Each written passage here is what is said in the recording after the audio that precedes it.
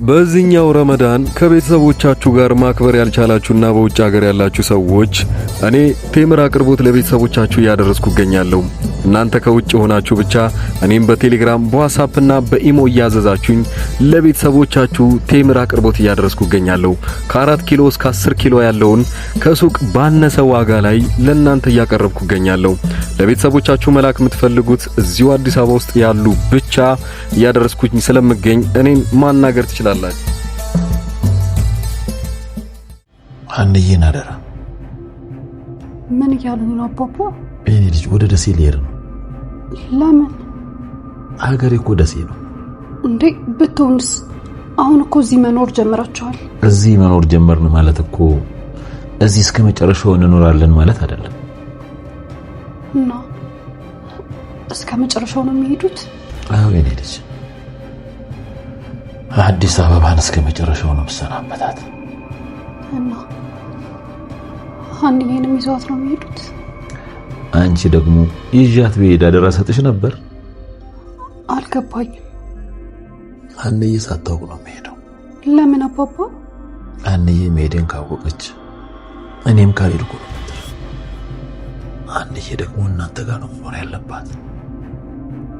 እሱ እንደሚሄዱ ካወቀች መቼስ እሷ መንገዷ አይጠፋት፣ ተከትለው ትመጣ የለ? ያ እንኳን እናንተ አብራችሁ ስለምትመጡ አብራችሁ ትመለሳላችሁ። እኔ ግን ምን እያሉ እንደሆነ ምንም አልገባኝም። አይውልሽ የኔ ልጅ፣ አንዬ በጣም ስስልብ ነው ያላት። እንዳትጎዳ ብዬ ነው ላንቺ አደራ የሰጠሁሽ። እኔ ምን አረግላታለሁ ብለው ነው አባባ? እርስዎ ግን ባይሄዱ በጣም ጥሩ ነው። አይ የኔ መሄድ እንኳን ግዴታ ነው። እኔ እንጃ አባባ፣ ምን እንደምሉት ምንም አላውቅም። እባክሽ ተይኝ። የምታመልጪ መስሎሽ ነበር? ምንድነው? በመጀመሪያ ያለሽን ነገር አምጪ። እኔ ምንም የለኝም። እሺ ያሹ ምንድነው እንዴ? ስልክሽን አምጪ። ለምን ደምሳጥሽ?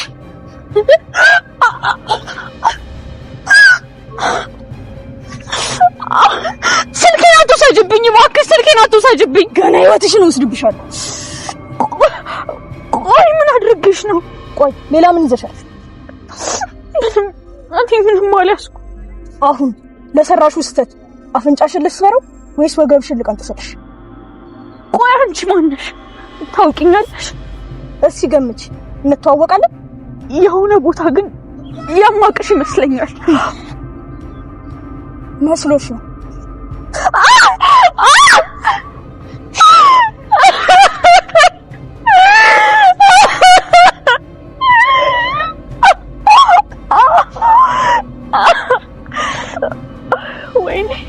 ኖላዊ ሃናን ጥሏት ለአንዴና ለመጨረሻ ጊዜ ወደ ደሴ ተመልሶ ብቻውን መኖር ይፈልጋል።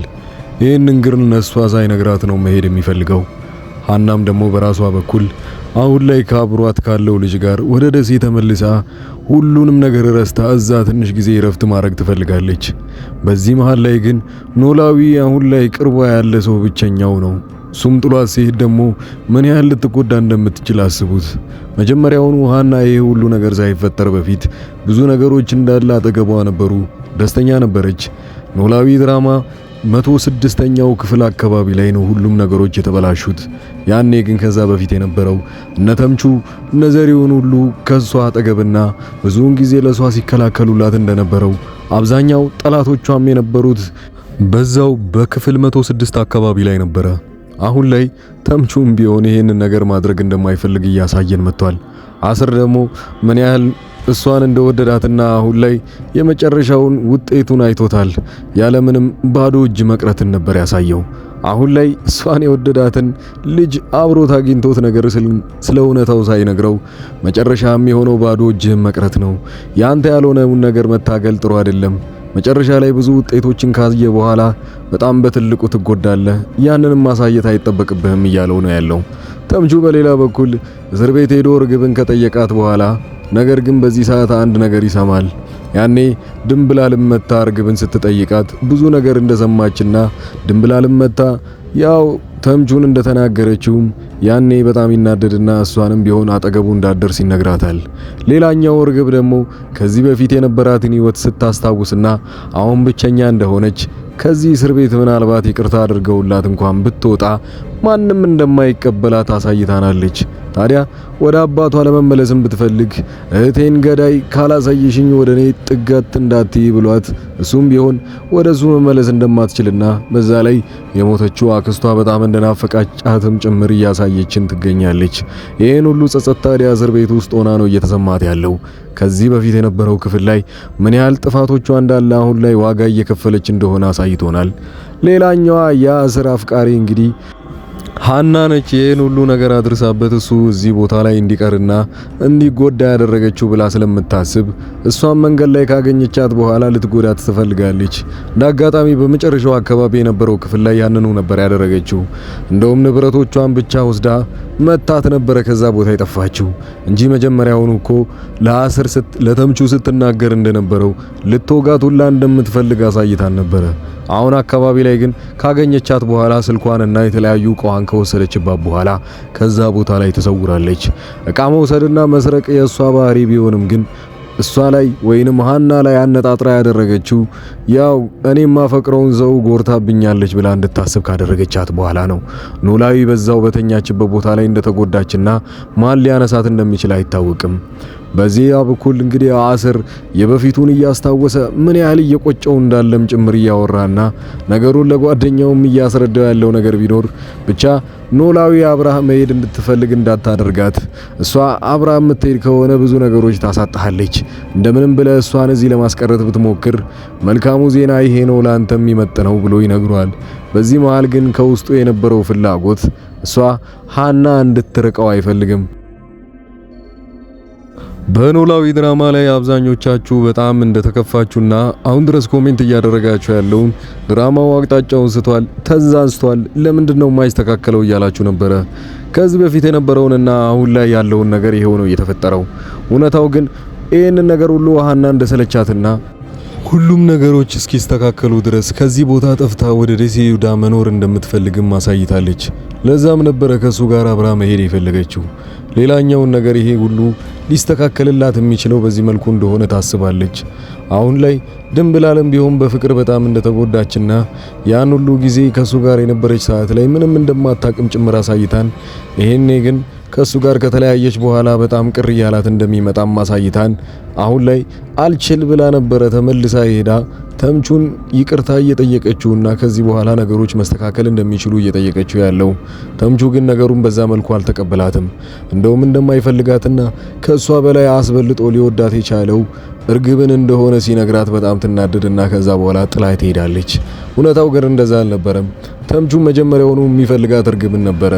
እንደውም ለጓደኛው ለአስርም ሲናገር እንደሰማችሁት አስበልጦ የወደዳትም እሷ ድንብላልን እንደሆነ ጭምር ከተናገረ በኋላ ለምንድነው እሷ ፊት ይሄንን መናገር ያስፈልገው? የምትወደው አስበልጠ እሷን ነበረ። እርግብን ያልከው አሁን ላይ እሷ እንድትናደር ነው ወይ ሲለው፣ እሱ ደግሞ ተምቹ አስቀጥሎም አይ አንድ ሁለት ቀን እንደዚሁ ትናደድና ከዛ በኋላ ነገሮች ወደ ቦታቸው ይመለሳሉ። ለሷም ቅጣት የሚሆናት በዚህ መልኩ ሲሆን ብቻ ነው ይላል። እርግብም እስር ቤት ሆና ነገሮች እየጸጸቷት እንደሆነ አሳይታናለች። እና በዚህ ድራማ ላይ ያላችሁን አስተያየት እየሰጣችሁን አሁንም ድረስ ተስፋ ሳትቆርጡ ሙሉ ክፍሉን እንድታዩትና ከብዙ ጊዜ በኋላ ነው ይሄንን ሪካፕ የሰራውላችሁ። ክፍል 106 ላይ ከተቋረጠ አንስቶ እስካሁን ድረስ የተስተካከለና ብዙዎቻችሁን ያስደሰተ ክፍል እንዳላያችሁ አሳይታችሁናል። ከዚህ በኋላ ነገሮች ያማረና አሪፍ አቀራረብም ይሆናል። ኖላዊም ቢሆን የራሱን ትዳር መስርቶ ወደፊት የራሱን ተስፋ የሚያይድበትን ነገሮች እንዳለ ሁሉም ሰዎች እየጠበቁ ባለበት ሰዓት ላይ የምትወደው ልጅ ተመልሳ መታ ይቅርታውን ጠይቃና ከዚህ በኋላ አብረው መሆን እንደሚችሉ ስትጠይቀውም አልቀበላትም ብሎ ነበረ። ያንን ያደረገው ደግሞ እኔ መውለድ ስለማልችል ከጊዜ በኋላ እሷም ቢሆን ልጅ ስለሚያምራትና ከኔ ምክንያት ስለሆነ ነገሮች እንዳለ አሁን ቅር እያላት ከሚመጣ ካሁኑ ባልቀበላት ይሻላል ብሎ ነበር አቋሙን ያሳየው። ነገሮች እንደዛ ቢሆኑም ግን እሷ እያሳመነችው ያለው ልጅ ችግር የለብንም ብቻ እኔ እናንተ አንድ ላይ በሰላም አብረን መኖር ከቻልን ለኔ በቂ ነው፣ ለልጅ ችግር እኔ እንደማይኖርብኝ ካሁኑ ቃል ገባልሃለሁ ብትለውም እሱ ግን አልሰማትም ነበረ።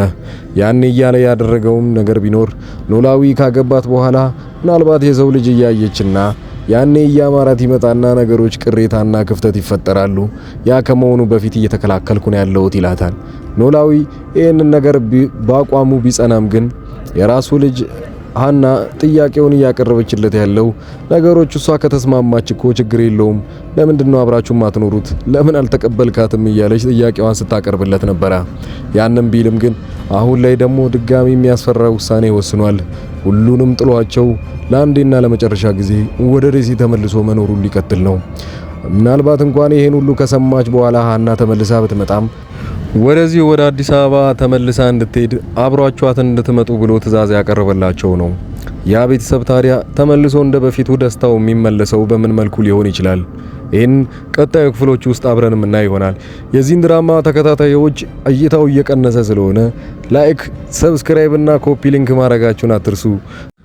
ሌላው ረመዳን መግባቱን አስከትሎ እንግዲህ እኔ በግል ስራዬ እየሰራው ያለሁት አዲስ አበባ ተቀምጬ ለተለያዩ ቤተሰቦቻችሁ የቴምር ማድረስን ጀምሬያለሁና እናንተ ከውጭ ሀገር ሆናችሁ ምናልባት ከቤተሰቦቻችሁ ጋር በዓልን አንድ ላይ ማሳለፍ እንኳን ባትችሉ ለነሱ ቴምር በጊፍት መልኩ መላክ ትችላላችሁ። እኔን ቴምር ለማዘዝ ከካርቶን ጀምሮ አለኝ። ከ4 ኪሎም እንደዛው ማንኛውንም አይነት መጠን ያለው ማዘዝ ትችላላችሁ።